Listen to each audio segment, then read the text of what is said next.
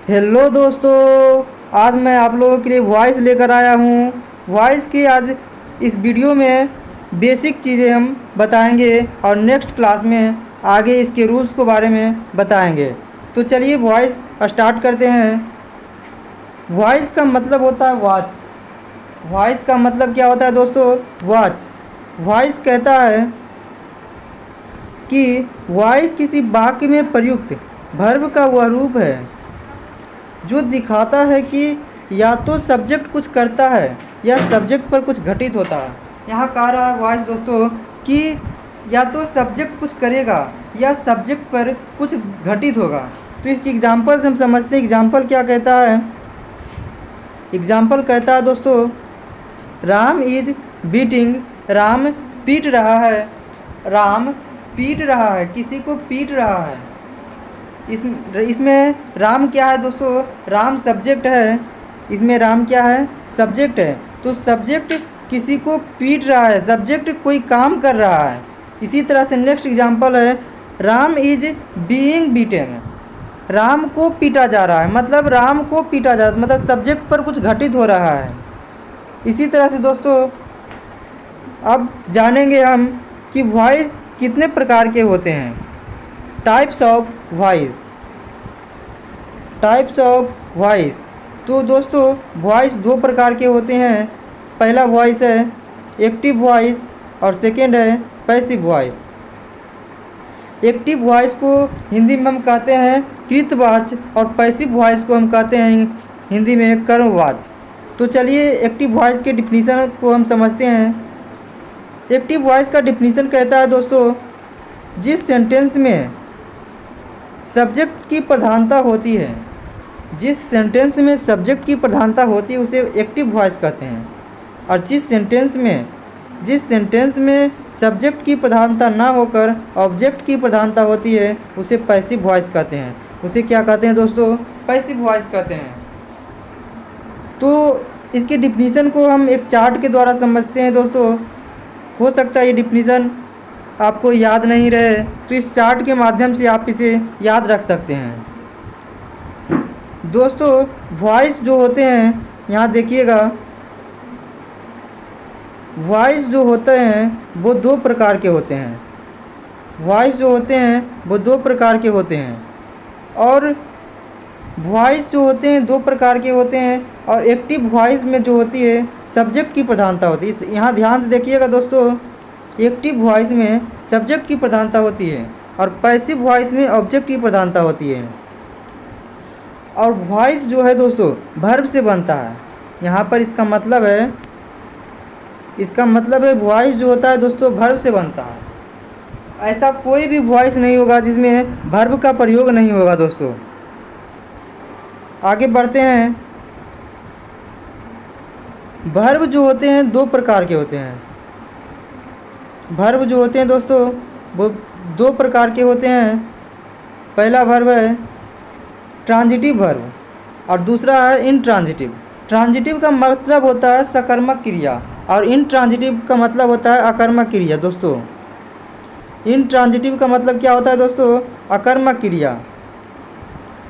तो इधर देखिए, इस चार्ट को एक बार फिर से देख लीजिए दोस्तों। इस चार्ट से आपको पूरा डिफिनीशन अच्छे तरीके से समझ में आ जाएगा। वॉइस से एक्टिव वॉइस और पैसिव वॉइस बनता है। वर्ब से वॉइस बनता है। एक्टिव वॉइस में सब्जेक्ट की प्रधानता होती है। एक्टिव वॉइस में सब्जेक्ट की प्रधानता होती है। पैसिव वॉइस में ऑब्जेक्ट की प्रधानता होती है। वर्ब जो होते हैं दो प्रकार के होते हैं, वो दिया हुआ है। अब आगे बढ़ते हैं।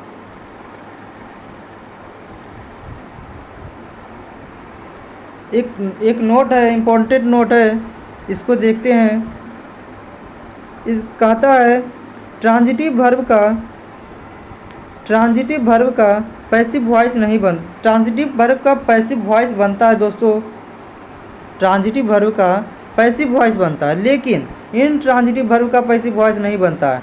तो यहाँ आपको ये समझ में नहीं आ रहा होगा दोस्तों कि ट्रांजिटिव वर्ब किसे कहते हैं, कौन है ट्रांजिटिव वर्ब। तो इसके बारे में भी हम समझेंगे। पहले इसके स्ट्रक्चर को देख लेते हैं। ये है ट्रांजिटिव वर्ब का स्ट्रक्चर, मतलब इसका जो सेंटेंस होगा ट्रांजिटिव वर्ब का इसी रूप में आएगा। दोस्तों ट्रांजिटिव वर्ब का स्ट्रक्चर देख लीजिए और इसकी एग्जांपल है आई प्ले क्रिकेट। एग्जांपल क्या है दोस्तों? I play cricket.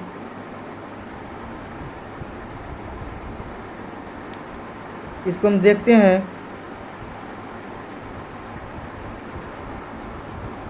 एग्जांपल है आई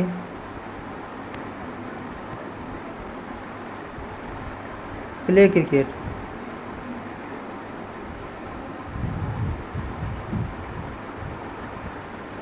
तो दोस्तों आई इसमें क्या है?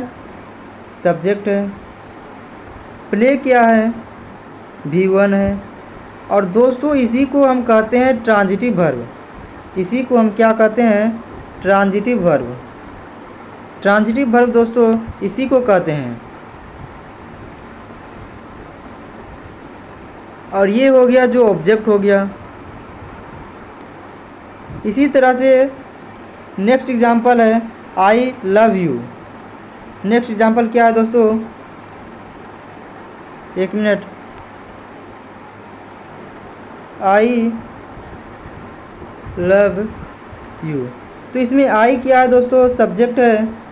लव क्या है? इसे ट्रांजिटिव वर्ब भी कह सकते हैं आप लोग,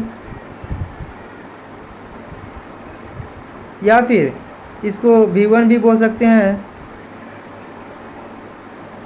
और यू जो हो गया दोस्तों आपका ऑब्जेक्ट हो गया। इसी तरह से तो दोस्तों अब आगे बढ़ते हैं। नेक्स्ट एग्जांपल है I am eating a mango. तो इसमें आई भी सब्जेक्ट हो गया, आई एम हो गया auxiliary verb, I am auxiliary verb हो गया, या इसे हेल्पिंग वर्ब भी कह सकते हैं। ईटिंग हो गया जो MB4 हो गया, इसको भी हम समझा देते हैं दोस्तों। इसे भी समझा देते हैं।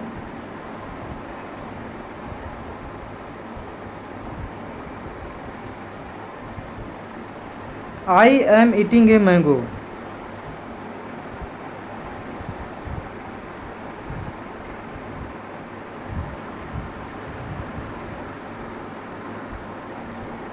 तो आई इसमें क्या है? सब्जेक्ट है। आई एम क्या है? हेल्पिंग वर्ब कहो या एक्जुलरी वर्ब कहो। ईटिंग क्या है? MB4 है, मतलब वर्ब का चौथा रूप है, मेन वर्ब का चौथा रूप हो गया। और ए मैंगो जो है वो ऑब्जेक्ट है।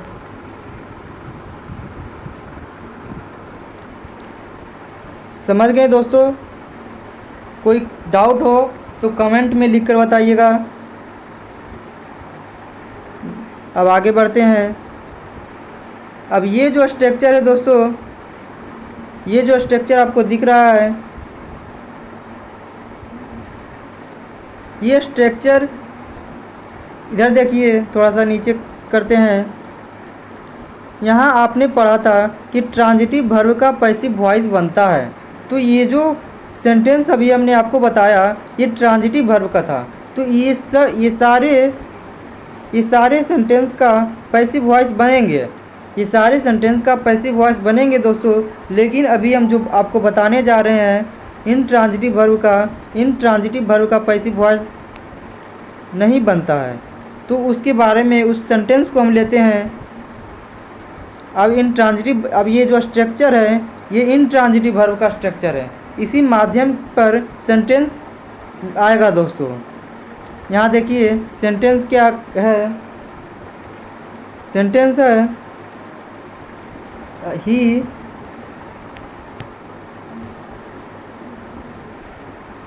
Runs fast.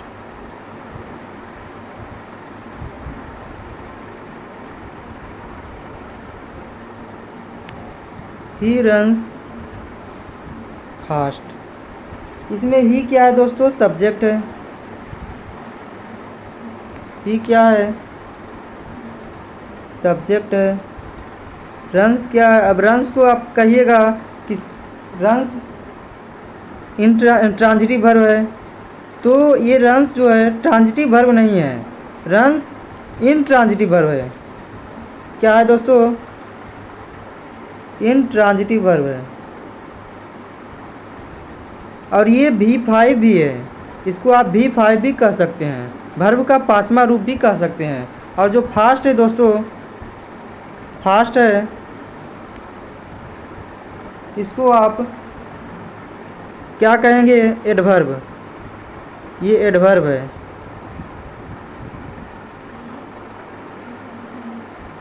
क्या है दोस्तों? एडवर्ब है। इसी तरह से एक और एग्जांपल लेते हैं।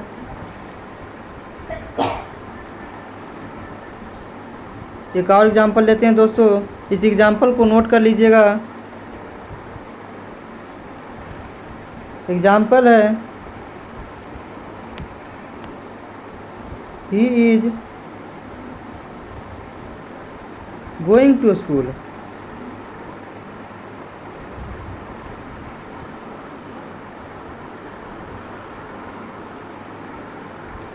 ही इज गोइंग टू स्कूल। तो इसमें ही क्या है दोस्तों? ही जो है सब्जेक्ट है। इज जो है हमने बताया था कि इसको ऑक्सिलरी वर्ब कहें या हेल्पिंग वर्ब कहें। और यहाँ गोइंग जो है ये वर्ब का चौथा रूप है। MB4 हमें इसलिए लिखे हैं क्योंकि ये मेन वर्ब का चौथा रूप है। और यहाँ टू स्कूल जो है ऑब्जेक्ट हो गया। ऑब्जेक्ट हो गया। सॉरी दोस्तों, थोड़ा सा मिस्टेक हो गया। स्कूल तो ऑब्जेक्ट होगा,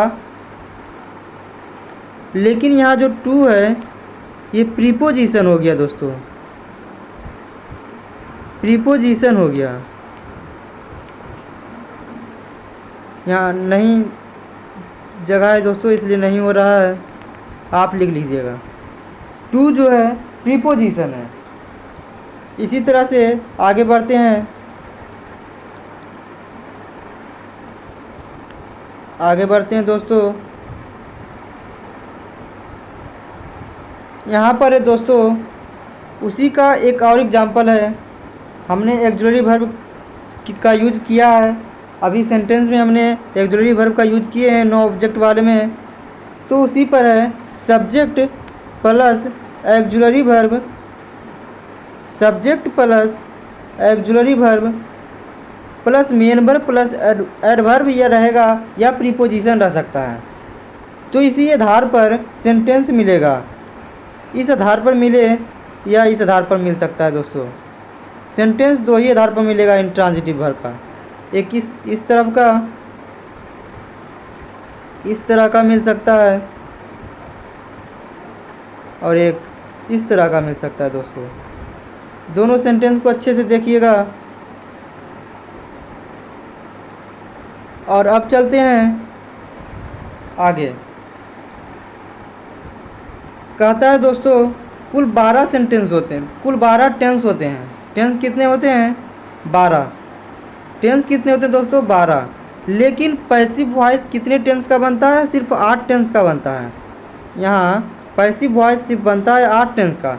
लिखा है कुल 12 टेंस में से 8 टेंस का पैसिव वॉइस कॉमन माना जाता है और 4 टेंस का पैसिव वॉइस कॉमन नहीं माना जाता है। तो दोस्तों यहाँ पर 12 टेंस में से 8 टेंस के पैसिव वॉइस को हम बना सकते हैं। 8 टेंस के पैसिव वॉइस को बना सकते हैं, लेकिन हम 4 टेंस का पैसिव वॉइस नहीं बना सकते हैं। जो 4 टेंस हैं जिनका हम पैसिव वॉइस नहीं बना सकते हैं उसका यहाँ पे दिया हुआ है, आपके स्क्रीन पर देखिए।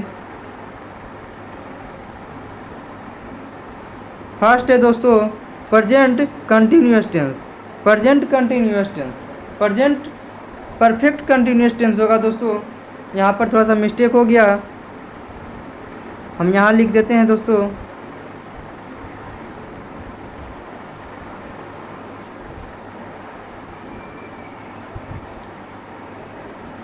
प्रेजेंट परफेक्ट कंटिन्यूअस टेंस होगा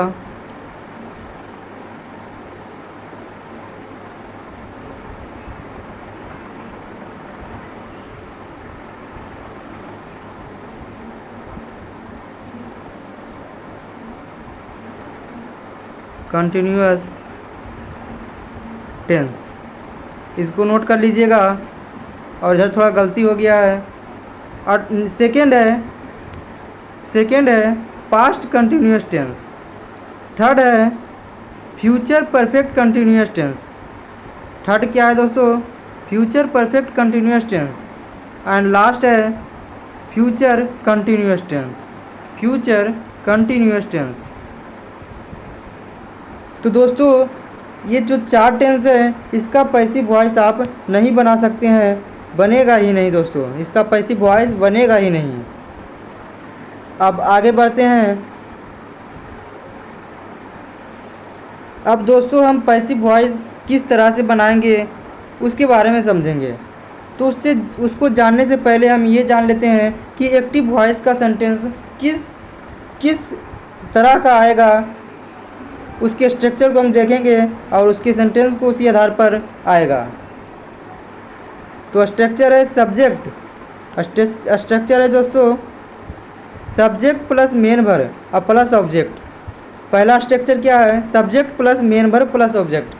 2 तरह से आ सकता है दोस्तों, इसका सेंटेंस 2 तरह से आ सकता है। या तो मेन वर्ब डायरेक्ट हो, या तो सब्जेक्ट प्लस एक्जुलरी वर्ब दिया हो, मतलब आई, मी, जार, was, were, have, has, had, ये सब जो है एक्जुलरी वर्ब हैं। तो subject plus auxiliary verb plus main verb plus object, ये भी आ सकता है दोस्तों। दोनों में किसी तरह से सेंटेंस आ सकता है। अब हम जानते हैं पैसिव वॉइस किस तरह से बनाते हैं, उसके रूल्स के बारे में जानते हैं। तो पैसिव वॉइस किस तरह से बनाते हैं, आइए इसके बारे में जानते हैं। पहले क्या करना है, ऑब्जेक्ट को सब्जेक्ट के स्थान लिखना है। ऑब्जेक्ट को दोस्तों सब्जेक्ट के स्थान लिखना है। सब्जेक्ट के स्थान और सब्जेक्ट बनाकर लिखेंगे। सब्जेक्ट के अनुसार हेल्पिंग वर्ब देते हैं। सब्जेक्ट के अनुसार क्या देंगे? हेल्पिंग वर्ब देंगे। उसके बाद भी3 का प्रयोग करते हैं और उसके बाद बाय का प्रयोग करते हैं। उसके बाद सब्जेक्ट को ऑब्जेक्ट बनाकर लिख देते हैं। इस रूल्स को याद रखिएगा दोस्तों, नहीं तो इस रूल्स को याद नहीं कीजिएगा, मतलब याद ना रहे, इसके लिए हम स्ट्रक्चर लाए हैं। स्ट्रक्चर क्या है? ऑब्जेक्ट का subject plus auxiliary verb plus भी3 प्लस बाय प्लस सब्जेक्ट का ऑब्जेक्ट। इस स्ट्रक्चर को याद रखिएगा तो ये पूरा का पूरा दोस्तों रूल्स याद हो जाएगा।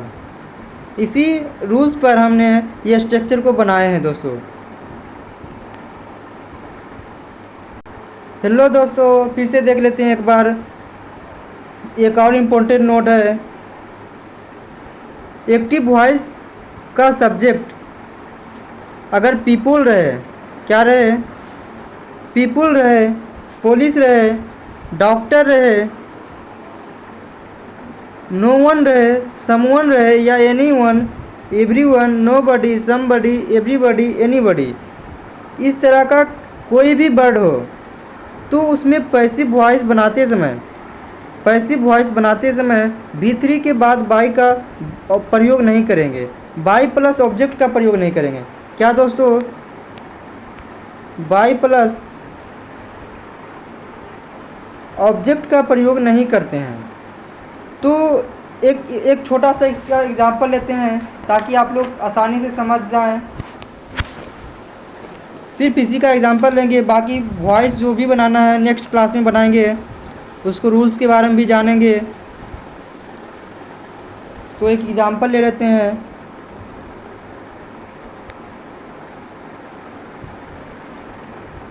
एग्जांपल है पीपल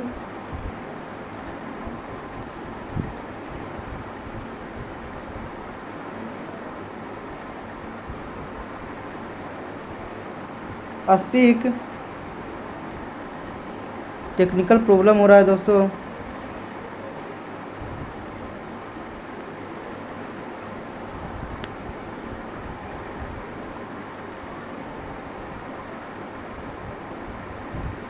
पीपल स्पीक हिंदी इन बिहार।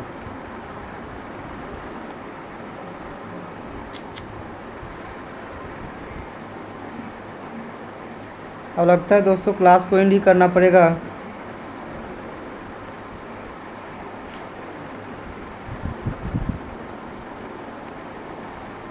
नहीं हो रहा दोस्तों, लगता है ज़्यादा हो गया है। टेक्निकल प्रॉब्लम हो रहा है।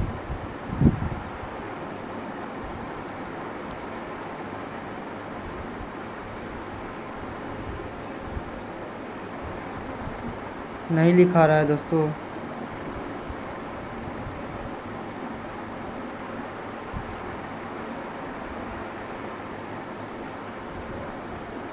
हाँ देखिए, एग्जाम्पल कहता है पीपुल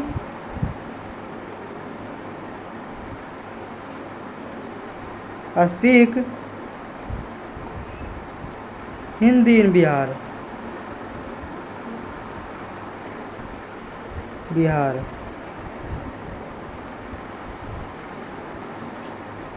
तो ये जो है सेंटेंस दोस्तों, इसका वॉइस देखिए किस प्रकार बनाते हैं।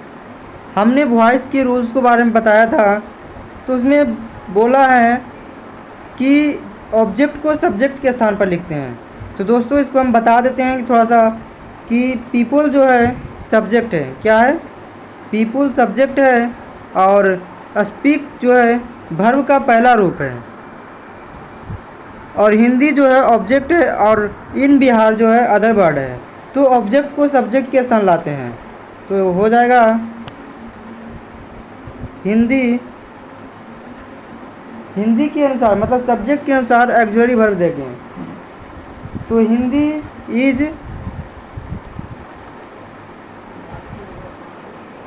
स्पीक है, तो इसका भीतरी कर देते हैं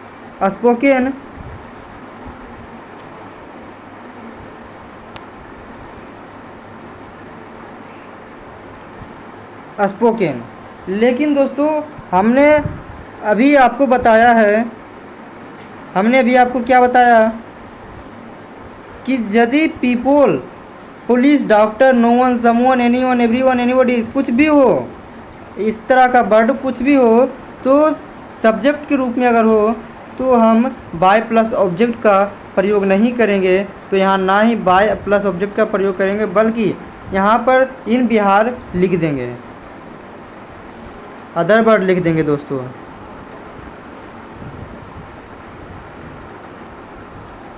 चलिए दोस्तों क्लास को एंड करते हैं। अब नेक्स्ट वीडियो में हम जानेंगे कि वॉइस के रूल्स के बारे में, और उसके बाद हम उसके सेंटेंस पर मतलब प्रैक्टिस करेंगे। ठीक है दोस्तों, बाय बाय।